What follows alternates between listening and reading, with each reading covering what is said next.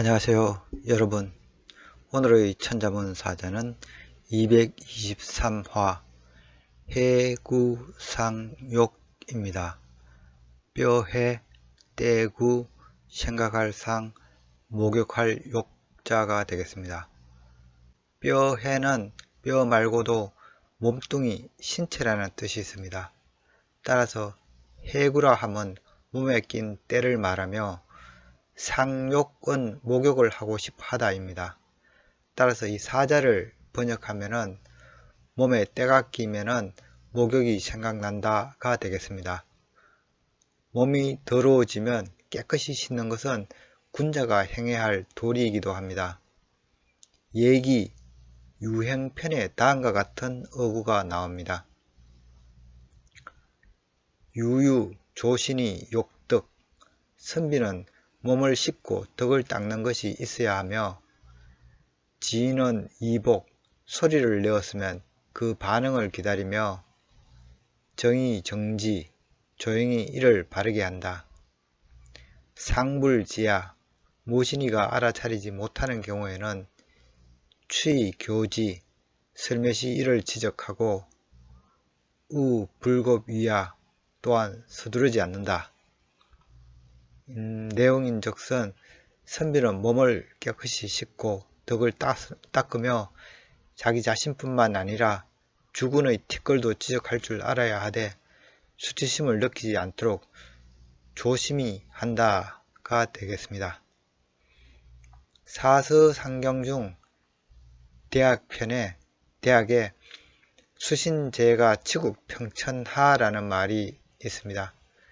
천하를 경영하기 위해서 가장 먼저 할 일이 바로 자기 자신을 닦는 일이라 했습니다. 게으른 자가 천하를 얻는 예가 없으니 항상 자기 몸의 때를 씻고 주위를 아우르는 노력이 있어야겠습니다. 현 세태에서는 남의 티끌은 크게 지적하면서 자신의 티끌에는 너그럽고, 지도청에서 오히려 사회적 불건전한 행위를 일삼으며 국민의 모범이 되어야 할 대표들이 불체포 특권을 믿고 법을 우습게 하는 일들이 가끔 있습니다. 더러운 줄 알면서도 씻지 않는다면 어찌 인간이 동물보다 낫다고 할 수 있겠습니까? 그럼 글자에 대해 살펴보겠습니다. 먼저 뼈해를 설명드리겠습니다. 이 자는 뼈골과 돼지해의 합자입니다. 뼈골은 동물의 뼈를 그린 상형문자입니다. 각 골자를 보면은 이 뼈를 그린 이 자형이 있고 이 아래에 곡육자가 있는 형태입니다. 이 자형은 이 관절을 의미하는 듯한 이 지그재그 형태가 되어 있고요. 그렇지만 후대로 오면서 이 뼈는 이 살점을 달고 있는 형태로 표기가 됩니다. 이 전국시대의 문자들을 보면은 이 뼈 아래에 육다럴이 붙어 있으며 이 형태가 소전을 거쳐서 오늘날의 자형이 됩니다.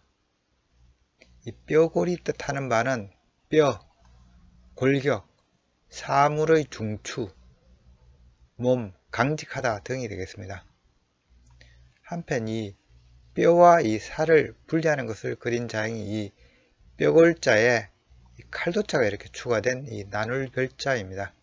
나눌별의 이 건문 형태를 보면은 이 뼈골자와 육다롤이 간략하게 이렇게 표기가 되어 있고 이 칼도자가 이렇게 방에 추가되어 있습니다.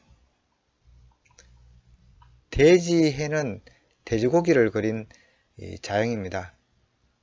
이 돼지씨가 살아있는 돼지를 그린 상형문자인데 비해 이 돼지해는 이 돼지를 도축하여 매달아 놓은 형태에 가깝습니다.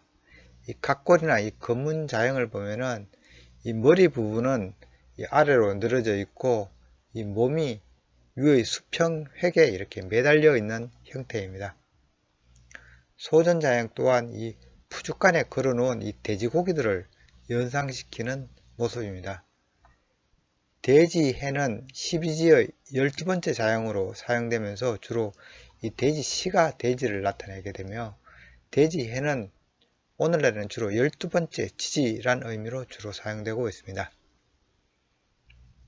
대지시 역시 이 대지해의 영향으로 이 소전자형은 이 도축하여 매달아 놓은 대지 형태를 닮아 있기도 합니다. 돼지는 인간에게 이 노동력이 아니라 고기를 제공하는 가축이기 때문에 주로 먹고 자고 하는 것이 전부인 짐승입니다. 12지는 이 달의 주기에 따라 일년을 나눠 농사에 빗대어 짐승들을 배치한 것인데요. 자축, 인묘, 진사, 오미, 신유, 술, 해의 12지에서 마지막 12번째 음력 12월은 이 모든 농사를 마치고 곡식을 거둬들인 후 추운 겨울 동안 집안에서 주로 먹고 쉬는 기간에 해당됩니다. 이에 적합한 짐승으로는 우리에서 먹고 쉬기만 하는 이 돼지를 대비에 넣으면서 이 돼지해가 12지의 마지막 자행이 되었습니다. 그래서 돼지해가 뜻하는 바는 돼지, 12번째 지지, 간직하다 등이 되겠습니다. 뼈해자는 이 돼지해의 이 변에 뼈골자가 추가된 형태로서 도축한 돼지를 이 매달아 둔 것을 뜻하는 이 돼지해 그리고 이 뼈골자이므로 사실은 이 돼지를 도축하여 매단 이 뼈를 의미합니다. 주로 이 다리뼈에 해당되는데요. 이 다리뼈는 몸에서 가장 굵은 뼈 중의 하나이며 이 돼지를 이렇게 매달아 두는 부위에 해당됩니다. 그렇지만 오늘날 이 뼈해자는 그냥 뼈를 의미하고 있습니다. 이상으로 이 뼈해자가 의미하는 바는 뼈 또는 이 정강이 뼈, 몸뚱이, 신체 등이 되겠습니다. 다음 자는 떼구자입니다. 이 자는 흑토자와 이 디후자의 합자로 되어 있는데요. 흑토자는 이 지면 위에 있는 이 흙덩어리를 그린 자형입니다. 각골자를 보면은 이 지면 위에 이렇게 흙이 모아져 있습니다. 자형은 점차 선형화가 되면서 오늘날의 자형으로 따듬어졌습니다. 흑토의 의미는 흙, 땅, 장소, 뿌리 등이 되겠습니다. 흙은 농사짓는 땅이라는 의미도 있기 때문에 토지, 살다, 장소, 고향 등을 가리키기도 하고 또 식물의 뿌리가 내리는 곳이라 해서 뿌리두로도 불립니다. 또한 우리는 이 깨끗한 옷가지나 음식에 흙이 묻으면 더럽다고 생각하잖아요. 옛날 사람들도 마찬가지였나 봅니다. 그래서 이 흙이라 하면은 하찮은 것, 더러운 것이라는 의미도 있어서 이때는 쓰레기차로 불리기도 합니다. 사실 이 디후자의 본자는 이자가 디후자죠.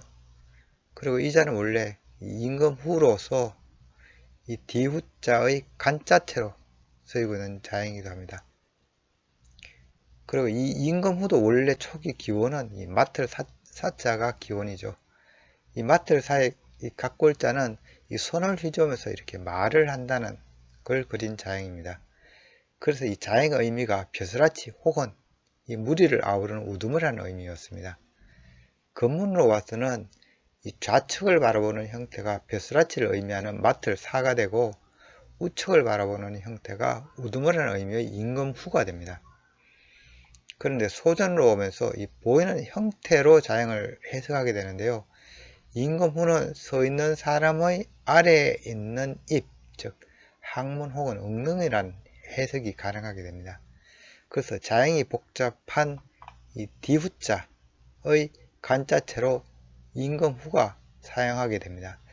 그래서 임금후는 뒤라는 의미가 붙게 되면서 그때부터는 임금이라는 의미보다는 이 임금보다 한 발짝 아래인 황후, 후궁의 의미로 더 많이 사용하게 됩니다. 오늘날 이 후자가 의미하는 바는 뒤떨어지다, 능력이 딸리다, 뒤로 미루다, 임금, 황후 등이 되겠습니다.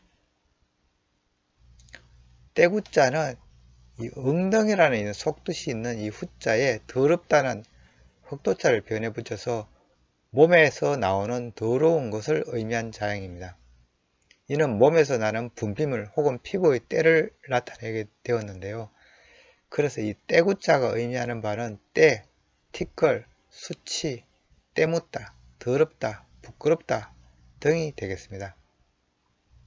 한편 우리가 똥을 나타내는 자형은 이미 각골 시대부터 있었습니다.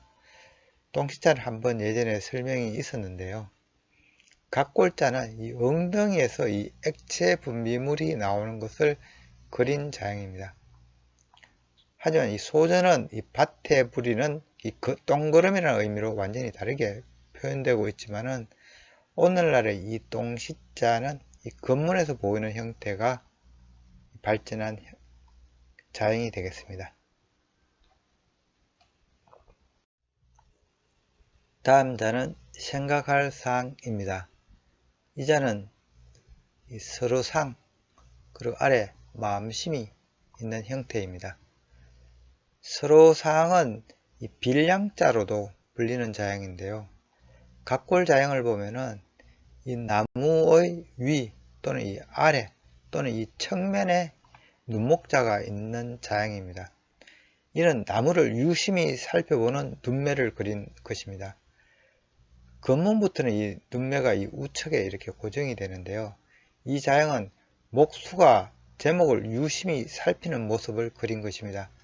그래서인지 이 겉문 자형 중에는 눈목자 아래에 두자가 들어가 여러 번 살핀다는 의미로 표현된 자형들도 많습니다. 이 상자의 원뜻 역시 유심히 살피다였고요.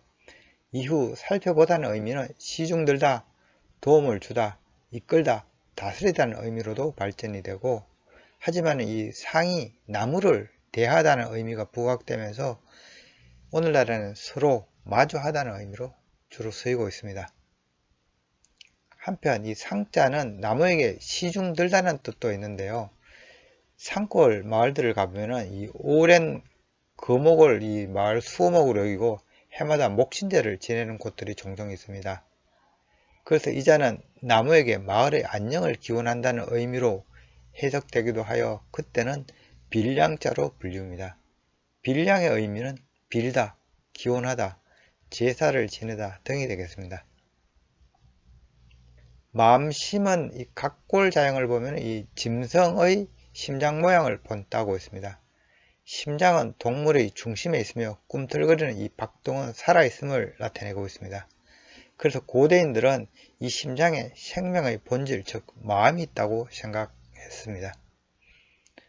오늘 이 마음심이 뜻하는 바는 심장, 가슴, 마음, 의지, 생각, 중심, 생각하다 등이 되겠습니다. 생각할 사항은 유심히 살피다는 이 서로상과 마음심의 합자입니다. 이는 마음으로 유심히 살피다는 뜻을 나타내는데요. 그래서 상이 뜻하는 바는 생각, 생각한데, 생각하다, 그리워하다, 상상하다, 바라다 등이며 이 서로상이 가지는 뜻도 있어서 닮다, 비슷하다는 의미도 있습니다.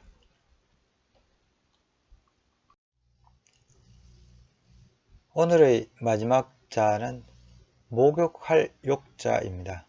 이 자는 삼수변에 골곡자가 있는 형태입니다. 삼수변은 여러 번 설명이 있었죠. 이 냇물이 흘러가는 모습을 그린 상형 문자이며 물을 나타낸다고 이미 말씀드렸습니다. 골곡의 각골자는 이 두벼 여덟 팔자와 이 입구자의 조합으로 이 상골짜기를 이렇게 그린 자형입니다. 이 여덟 팔은 이 숫자의 의미가 아니고 산과 산 사이로 이렇게 벌어진 공간을 의미하여, 그리고 이 골은 여러 차례 턱을 지어서 내려오기에 두 개의 여덟 팔이 들어가 있습니다. 그리고 이 입구자는 통로를 의미하는데요. 옛날에 이 골짜기를 따라서 통로를 만들어 산 너머 마을과 마을을 오가는 길을 만들었기 때문입니다. 그래서 골이 의미하는 바는 이 골짜기, 깊은 굴 등이 되겠습니다. 또한 이 자형의 모습이 이 입을 이렇게 막은 것으로 이 풀이가 되어서 막다, 공궁하다는 뜻이 있습니다. 목욕할 욕은 이 골짜기와 삼수변의 합자이나 이 각 골자를 보면은 이 대하에 이렇게 사람이 들어가서 이 물을 뿌리며 씻는 모습입니다. 그러나 건문에서는 완전히 다른 형태로 표시되고 있는데요.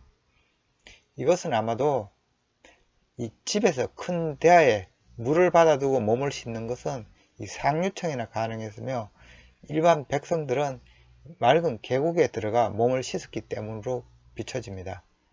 그래서 이 골짜기와 삼수변의 조합으로 된 이 계곡물을 뜻하는 이 자형이 목욕하다는 의미로 사용하게 된 것으로 보입니다. 따라서 이 욕이 뜻하는 바는 목욕하다, 몸을 씻다, 수양하다, 목욕 등이 되겠습니다. 이상으로 오늘의 천자문사자 해구상욕, 즉 이 몸에 때가 끼면 목욕을 하고자 한다는 사자성어를 마치도록 하겠습니다.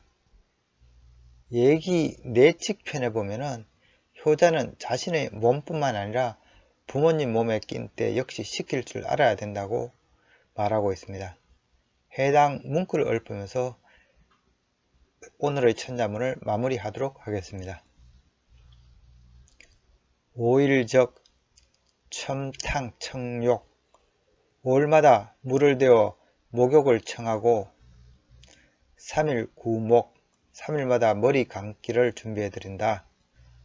기간 2구, 그 사이에 때가 있으면 첨반, 청회, 살뜨물을 데워 세수를 청하고 족구, 첨탕, 청세, 발의 때는 물을 데워 씻기를 청한다.